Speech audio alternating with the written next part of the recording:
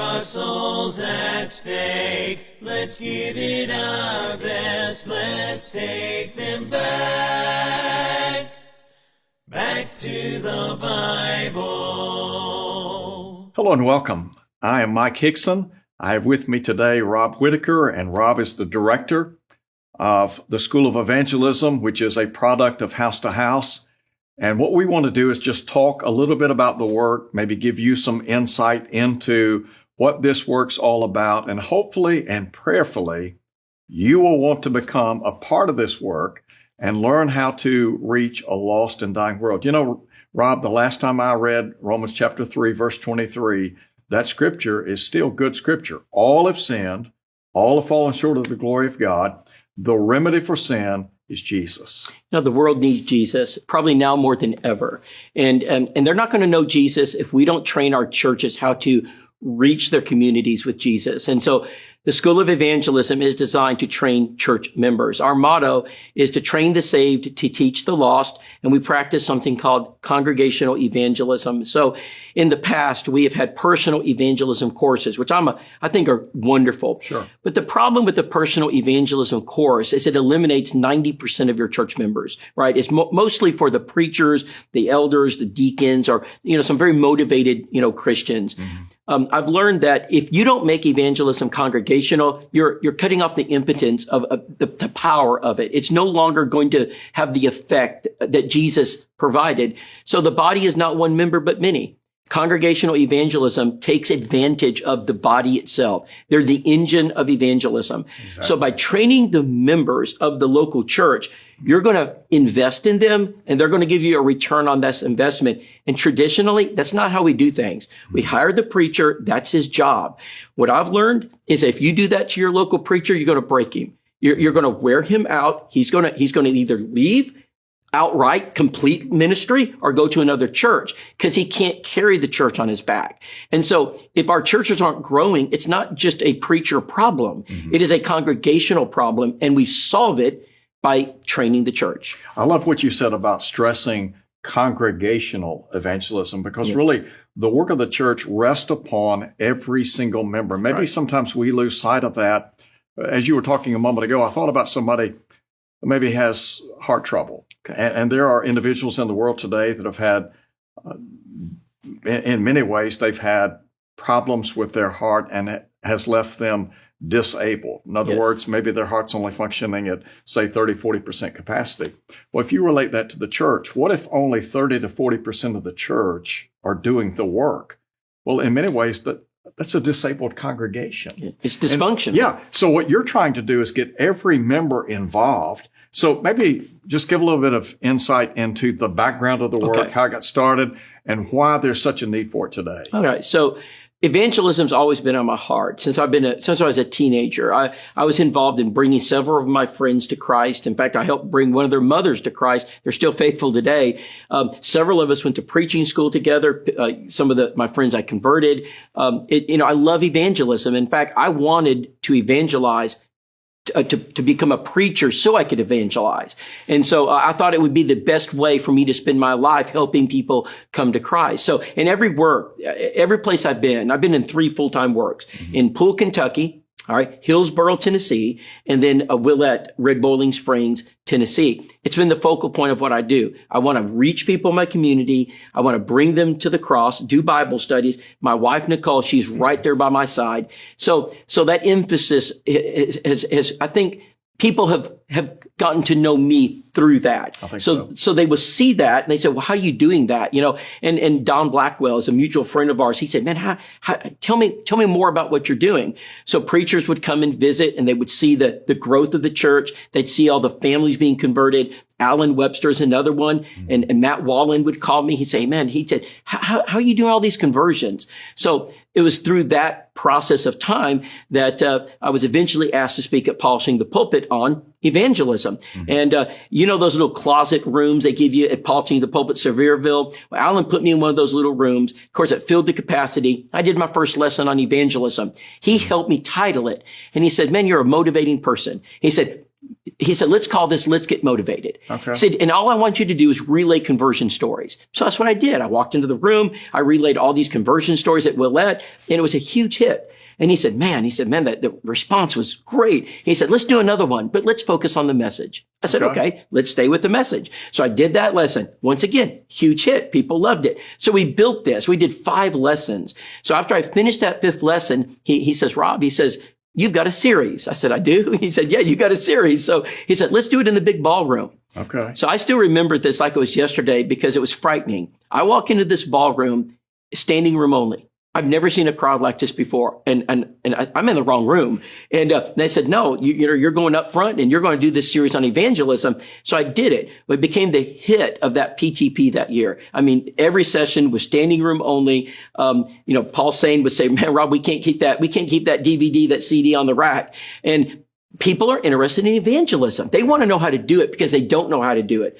Well, Rudy Kane saw that. He said, Rob, let's go down to World Video Bible School and let's film the whole series. So I did. He saw it. He said, I'm going to send that to every Church of Christ in America. And he did that. Wow. Okay. So now my phone's ringing off the hook. Everybody wants to know, when can you come and teach this? When can you come and teach this? And that's kind of how this kind of started. It started with Don. Don, for 2 years, he said, man, you've got to start a school of evangelism. I was like, what does that mean? And of course you got Ivan Stewart, the Great Commission School. But we don't have these schools today. We used to have Men and Works, and their emphasis, train local churches how to reach the lost. Mike, we have almost none of that going on today. So I said, okay. And so we talked about it. 2 years, after 2 years, I finally said, okay, Don, I'll consider it. Well, him and I went through some discussions, and I never could get there. And it's for a local preacher, it's really hard to pull out of local work, Mike. Oh, absolutely. Because I love the Willette Church. I mean, I baptized 1/3 of it. I'd watched that church grow. I built my wife's dream home. My kids are settled in. To pull me out of that's painful. So I finally just said no. Well, after that, Alan, he came to me, he says, Rob, he said, I want you to think about starting a school of evangelism. Mm-hmm. I said, it just won't go away, So I went down to Jacksonville, and finally my wife and I got to a point where we said, okay, I think we can do this. Now, it wasn't easy. I'm sure. Most painful thing I've ever done is make that announcement and say, I'm going to leave full-time work and start this school. But so in 2018, we started it. We're June in 2018. All I've got are these 5 lessons, this polishing the pulpit lessons that Alan, had helped me develop. Mm-hmm. So I just go on the road. And I start teaching these at different churches. And my expectation is they're going to do what I did, right? They're going to take the message and they're going to just explode and evangelize. It doesn't work that way. I can motivate a crowd. I can get people excited. But when I walked out the door, they didn't know what to do. They didn't know how to duplicate that.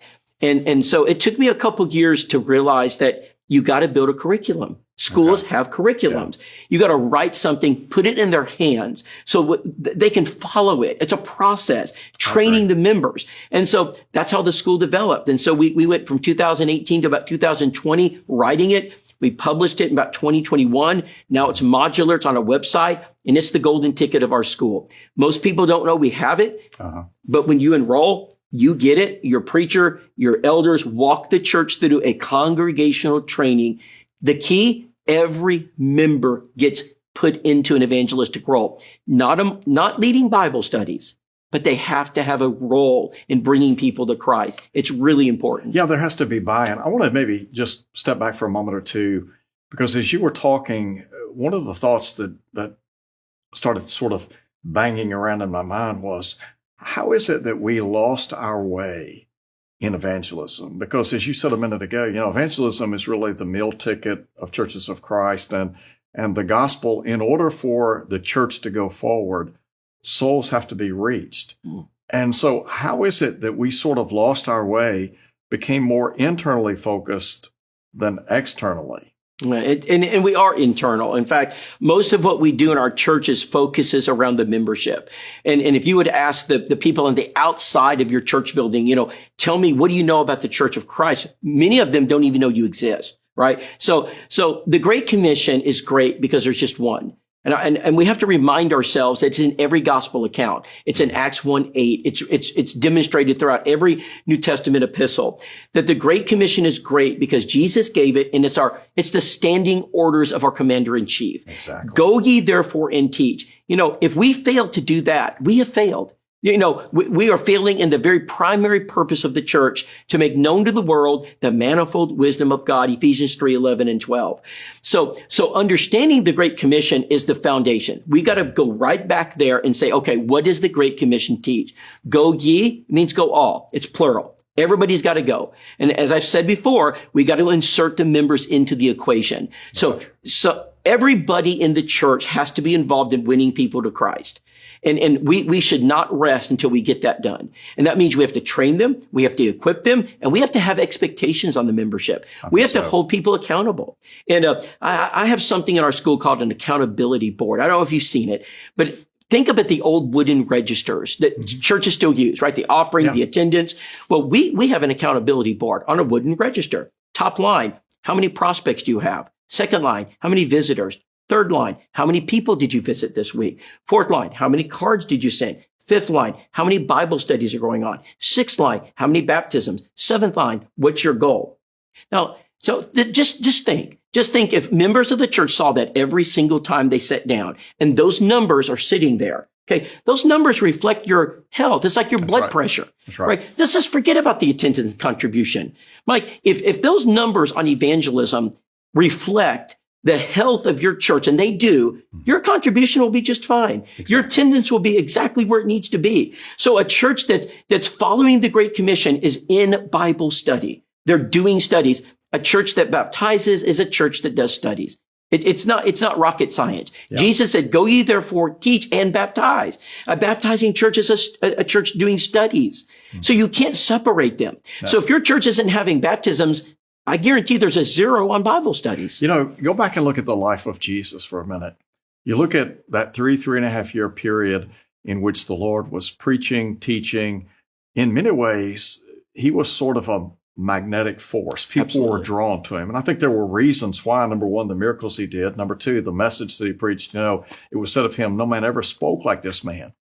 But in Acts chapter 4, when Peter and John, after having healed the man at the gate of the temple in Jerusalem, they were called before the Sanhedrin council, and they were really commanded not to preach or teach in the name of Christ anymore.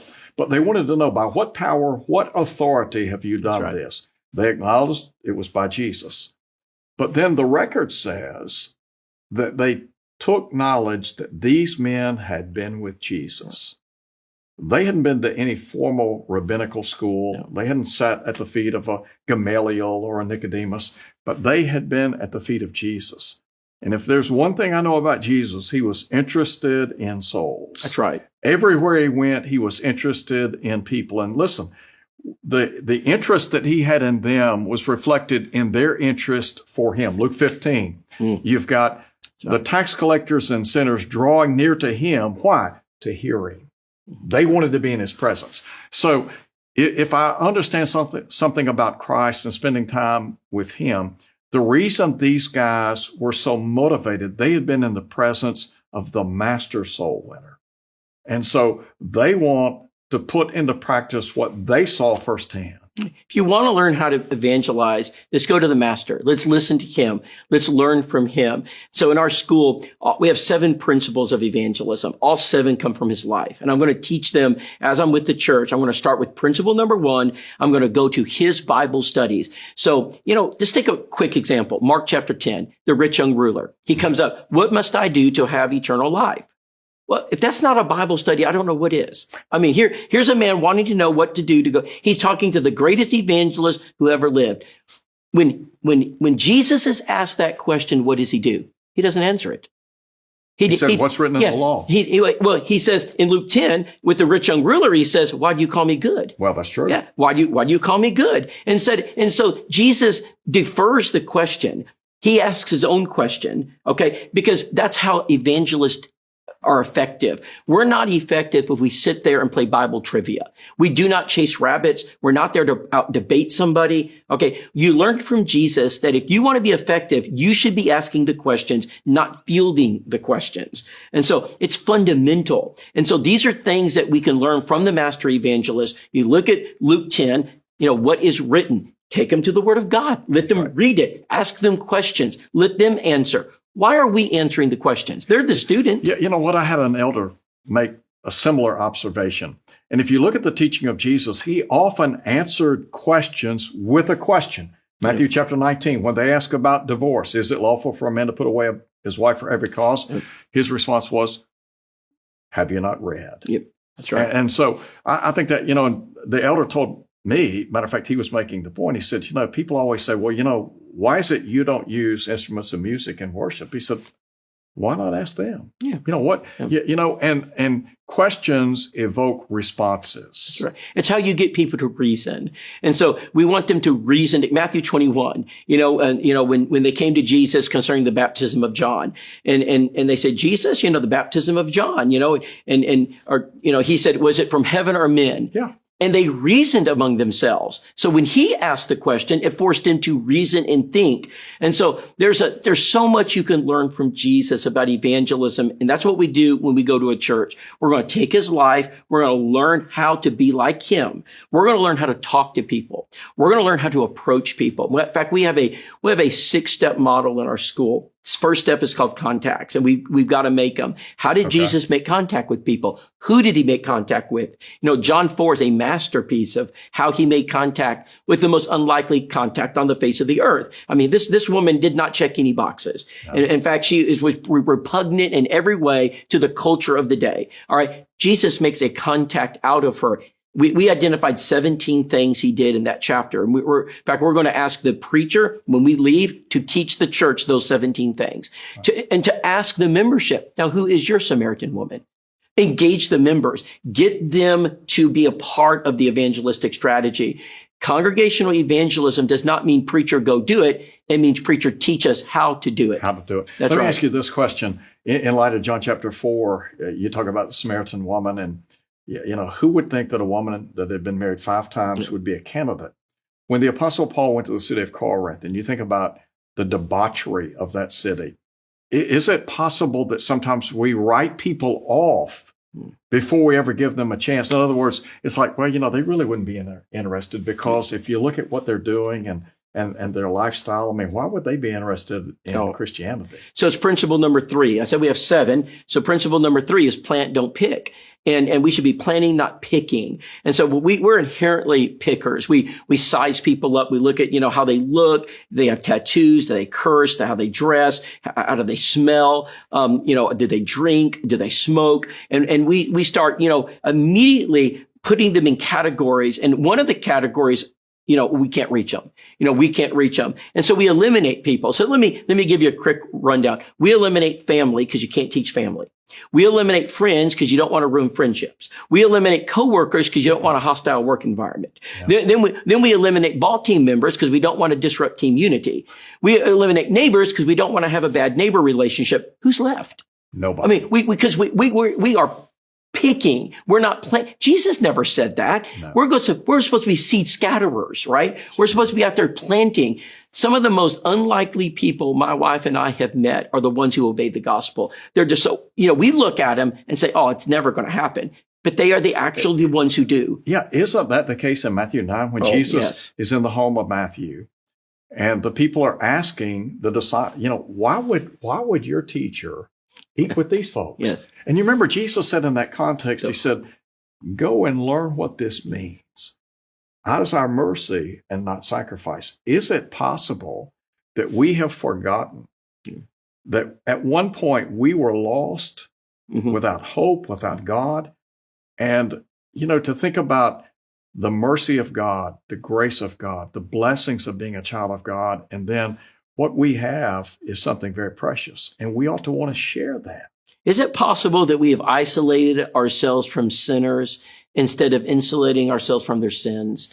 Is it Great possible point. the Church of Christ that we've become so inward focused? I mean, we're keepers of the aquarium. We're not fishers of men. It's all about us. And we're constantly I call it celebration. We celebrate ourselves. We celebrate our older members. We celebrate our prime timers, our Silver Wings group, our young professional group, we've got all these names for all these different groups in our churches. And we're having all these activities, right? It's all insulary. It's all to protect us from these bad sinners out there. Well, Jesus came to call not the righteous, but the sinners to repentance. That's Matthew 9. Sure is. The whole need not a physician, but they that are sick. And so if we don't teach our members how to make contacts outside the church building, Mike, in the average Church of Christ, when you look at the pews, and so let's say you have a church of 100. Okay, let's look at how simple this is, because this is not complex. The average member of the Church of Christ, if you were to ask them, how many non-Christians do you know? How many people do you know in your life that are lost? 10, raise your hand. Every hand would go up. If you don't know 10 lost people, you're not living in reality. Just get out your cell phone, open up your contact app. You're going to find 10 people. All right. What's 10 times 100? That's 1,000 contacts. I can make 1,000 contacts in 30 seconds. If we don't learn how to make contacts, our churches will not succeed. Larry Acuff taught that to us. The School of Evangelism is a product of Bobby Bates, Ivan Stewart, Jewel Miller, Larry Acuff, Owen Albright, Mid McKnight. I have taken the best soul winners I could find, and I wanted to take what they did and put it in a school and bring it into our day and teach it to churches. All right. Larry Acuff gave me the bookmark idea. He says, Rob, every year I pass out the bookmark. Every year I ask members of the church to write down the people they want to lead to Christ. Larry Acuff would have a dozen baptisms a year everywhere he went. And you know who brought him? The members. Hey, Larry, I got my neighbor, he's lost and he just had this bad car accident. Do you think we could reach him? Well, Larry'd be at the hospital. The church would reach out with cards and food. Well, once a church does that, how hard is it to teach them? Oh, I mean, you've open door. So that's step 2. Step 1, contacts. The members hold the key. Step 2, prospect your contact. Love them with kindness, show compassion, grace and forgiveness. Offer them what the world can't. Yes, the world will offer them a circus. The world will offer them popcorn and candy. The world can offer them car shows and boat shows. But you know what the world doesn't offer?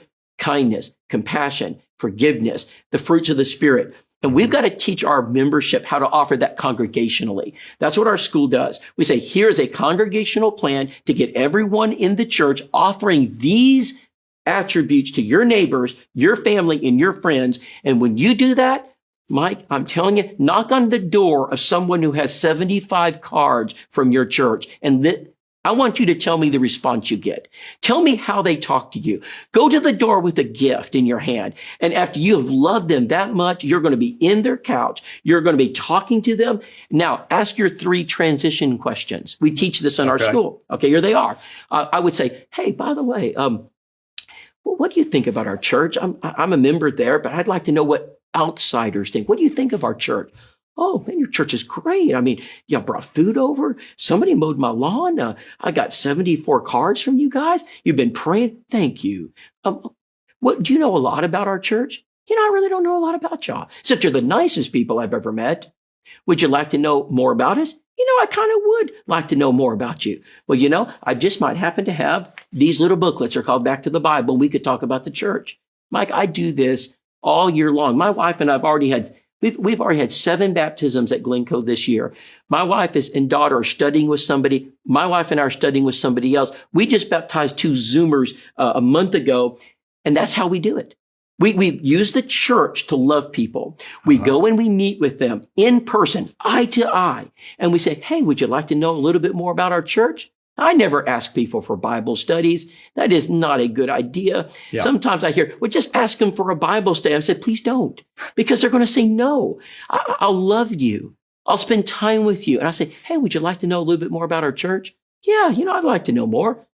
Well, you ought to be ready. Now's not the time to have a conversation. Now's the time to bring your tool out, right? Yeah. Open your Bible and let's study the scriptures, because that's the power to save. It's not your gift of gab. That's right.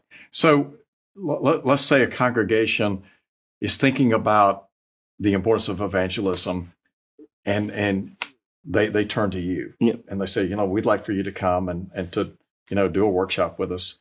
What would they need to expect when you come? Yeah. And then in terms of carrying forward with the program? Well, our school is designed to do some what we call foundational training. So when a church calls us, we're going to do a lot of steps to prepare you. We're going to give the key person, our point of contact, kind of a list of things. Here's what you need to be doing to get ready for us to come. We want the members to be present and the members to know this. This is not a personal evangelism course. We're not asking you to conduct a Bible study. Okay.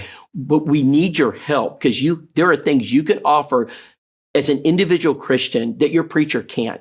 So what's the one thing the members have that the preacher doesn't? Contacts. That's right. Yeah. The preacher normally doesn't know the people like you do, right? Because you grew up there. You go to school with them. The preacher does not. He's surrounded by you. So we need your help. So what we want to do is help the membership understand they're critical to success, that it fails without them. Your preacher can be the most eloquent. He can be the best spokesman we've got.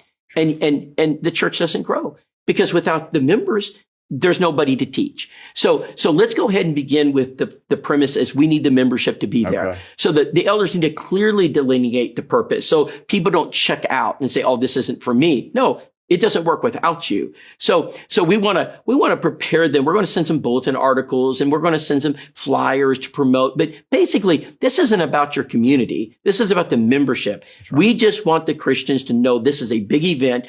Alan Webster told me when I did this at Jacksonville, he said it was the most impactful event in the history of the Jacksonville Church of Christ. Now, that is a massive statement. Absolutely. That's a massive, knowing the history of the things that were started while Alan was there, it's a massive statement. So I want you to know this is impactful, that this is going to affect cultural life. We're not there to change doctrine. Right. We're there to change culture. Our culture is toxic to evangelism, and we've got to change the culture, and it takes time to do that. So our foundational training when we arrive is composed basically of 8 lessons.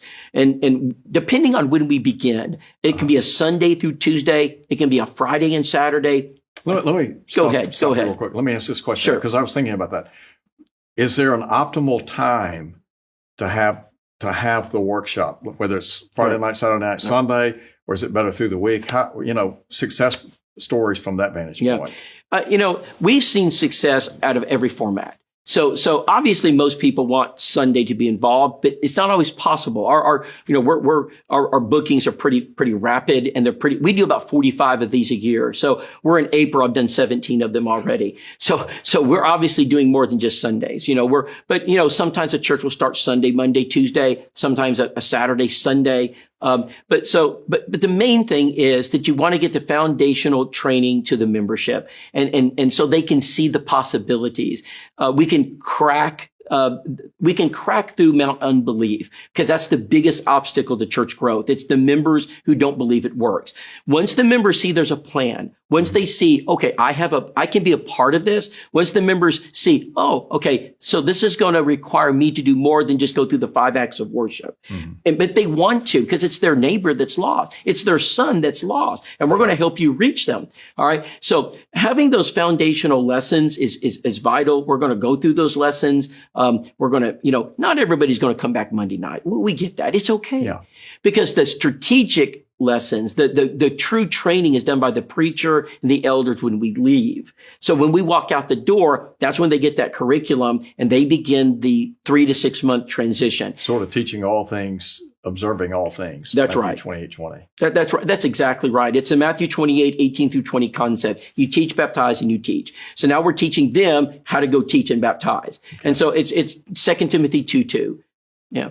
Okay. So you prep the people for your coming. What about the buy-in from the eldership? How important is the leadership in this process? So we before we arrive at your church, we've already had a Zoom meeting, at least one, probably 2 with your elders. And we've talked about very explicitly, okay, this is what you can expect. So what do most church members expect? A gospel meeting. Okay, this is not a gospel meeting. Yeah. And so it's not a lectureship. This is a cultural change, a shift. We're trying to take every work a church does. Churches are involved in a lot of works. Everybody has their own closet. The graduation banquet closet's over here. Don't touch it. Don't open it until May. That's my closet. All right. So everybody's got their own spot. All right. We want to take all the works you're doing and funnel it through evangelism. It's the funnel. Everything funnels through it. So the elder buy-in is key because it won't happen without them. They're the navigators. They may not be in the driver's seat per se because they put the preacher in the driver's seat. So they put him there. He is the driver. Every company has a driver, right? Somebody, a team leader, to motivate his group. The catalyst. Yeah, the catalyst. That's what the preacher needs to do. But the elders are key because they have to lead the effort. They're going to establish coordinators. We're going to ask you to train the church, establish a coordinator of the visitor team, of the new mover team, of the house to house team, of the invitation card team, of the Bible study team, of the new convert team, of the evangelism table team. We're going to have a lot of teams, and they're going to need coordinators. The elders know who belong in that, in the visitor team. Yeah. They know, don't ask, Angry Sam. Ask Smiley Fred. Yeah, they know who that is. Sure. So elders play a key role. And this is where the breakdown happens, Mike. Preachers are reluctant to do that. So when I walk out the door, your preacher's on fire, right? Because this is why he preaches. He loves evangelism. That's right. But you know what? The elders can put that fire out if they don't do their job. The elders need to appoint coordinators. The preacher does not want to do that. No. I've noticed in my 23 years of full-time ministry, when preachers do the job of elders, they get fired. Okay. So it's not a good idea to do that. No. All right. Let the elders need to elder. The preacher needs to preach. There's two different lanes. They complement each other. That's right. So when elders don't do their job, it doesn't work very well. Let me ask you this question. A lot of everything that's been said thus far. Have you ever had a congregation that was somewhat reluctant? In other words, they really weren't sure whether or not they were ready to launch out into the deep and do it. But they said, well, you know what, we'll just give it a shot. Yes. Oh, absolutely. We've had, I would say there's probably a fourth of the churches that fit that description. They know they need to evangelize, but they're afraid. They're afraid they don't have the resources. They don't have the manpower. They're not going to have enough people show up.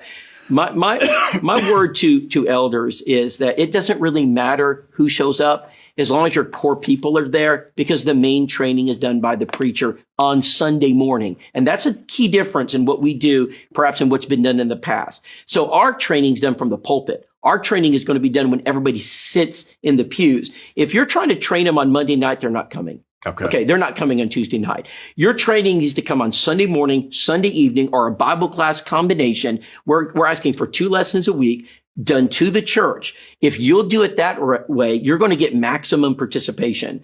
And so we've thought about, we've looked at different angles. Can you have just a special Tuesday night class? Sure. You get 10 people out of 100 show up. You're not going to have congregational evangelism like that. So that's very important. So the reluctant churches, all right, they have no problem succeeding. Because once they see what we're offering, and it's canned in that we're going to give you the sermons. Okay. We're going to give you the PowerPoints. We're going to give you the training cards. We're going to give you everything you need to do to train that church. We're not going to ask the preacher to make new PowerPoints up. We're not going to ask him to research some new concept. It's all there. The preacher gets to do what he loves, and that's preach and save souls. People always love success stories. Yeah. So maybe for a minute or two, a couple of minutes, talk about some congregations that have gone through the program and the fantastic results that they've had thus far. I love to talk about the Carnes Church of Christ, Knoxville, because we did this seminar and a campaign. We did a full 9-day campaign with them. We not only taught it, but we went out to the community and we executed it. 100 baptisms or so in 2 years. It was so successful, they hired an evangelist only just to focus the church on the training and the School of Evangelism model. Incredible growth. And Steve Higginbotham has told me time and again, it was a turning point. They went from 400 to around 500 members, and it was all because they're focused on souls. I visited on a Wednesday night. I just taught at the Southeast Institute of Biblical Studies. Mm-hmm. PTP was about to start, so I'll just go to Carnes. I think I had 5 baptisms that evening. I mean, it's just a constant flow of Bible studies and baptisms. So exciting, but they focused on it. But then you can go to small churches like Coweta. I went there a few years ago, and it was 22 members. I know that because there's a photograph of me and the preacher, Keno Shrum, and the attendance board is behind it. He said, yeah, that was our average attendance. 22. So a congregation of 22 went to 70 in 2.5 years. And it's all evangelism. Nobody moves to Coweta. So it's not the bastion of Hot Point there. So if they don't evangelism, they don't grow. Let's talk about Glencoe, our home congregation. So we moved to that congregation, been there about 2.5 years. Brooks Boyd is the preacher. I love him. The most loving group of people. We love to be there when we're home. So my thought was, I want to be at a church that practices evangelism, because they're going to ask, well, what about the church you attend? Sure. So they agreed. They said, Rob, we'll follow the model. We'll take the training. And they went through it. We went from 45 to 120 in 2 years. Really? So Tripled. yes, we've tripled. Now we've had restorations, because that's part of evangelism. That's right. Prodigals. So in our model under contacts, one module is prodigals. You go after them. We have a really good success rate bringing them back. It's a very strategic and intentional approach, but they're part of our evangelism plan. And of course, baptisms have happened. We've had a half a dozen, 7 this year. All of them are Zoomers. Right. All of them are Generation Z. None of them connected to the church. All of them were from contact tools we've used. We've had a couple of young guys in the reserves. We've had a young family. It's been so exciting. My wife right now and I are studying with a young couple. They're Zoomers. And I met him at the airport. I'm a pilot, so I fly, and I was at the airport, and he got to know me. And he says, so you're a missionary? And I had my school of evangelism. I said, yeah. I said, I am a local missionary. Yeah, he said, so you believe in God? I said, well, yes. I said, don't you? He said, well, I don't know. I said, what do you mean you don't? He said, well, there may be a God. I'm not sure that there's not a God. And I said, well, would you, have you ever studied about it? He said, not really. I said, would you want to? He said, I would. I said, well, let's go get a bite to eat. So I took him out to eat. I did no depth. Just talk to him. He said, I got a girlfriend I live with. And I said, you do? I said, what are my wife and I, well, so I'll go get dinner next week. So now I'm taking his girlfriend, because I want both of them, Yeah. Then now I've set the Bible study up with them. And that's just evangelism in life. That's who I am. I'm always looking for those opportunities. I want to teach you how to do that. But James said one time, you have not because you ask not. Yeah. If you don't ask, then don't expect anything. Yeah. But I like what you said. Your enthusiasm is contagious. And so how do we light a fire under people and get them back involved in, as Jesus said, going out preaching the gospel? Success breeds success. They need to see it works. Okay. So let me give you some numbers. So in 2018, we started the school. Our first year, 118 baptisms. 2024, 1,939 baptisms. These baptisms all are happening in this country. They're the churches enrolled in our school. Total baptisms now over 6,000. We average 4 to 5 every single day. All right. So when someone says, well, you're getting your numbers out of India, you're guessing. No, I'm not guessing. I have a name and a date and a church for every baptism. I don't even keep the records. Our secretary does. So every week she compiles them. We have something called Reaching the Lost. It's a weekly update for every Church of Christ in our school that talks about how many studies are they doing? How many baptisms have they had? Where are they in the training process? How many contacts, prospects? It's exciting, Mike. And when a membership sees that, it changes the church. There's nothing more powerful. It is the lifeblood of a church. Yes, if your church is not focused on evangelism, what's the difference between your church and, the soup kitchen? Habitat for Humanity. They do good work. They do. In fact, they probably do more good work than you do. Mm-hmm. We are not a country club. We are the Church of Christ. Our job is to save souls. Sure. If we're not doing that job, we might as well sell the building. Well, you're right. You're right. I mean, that's the thrust of why we exist as a body of believers.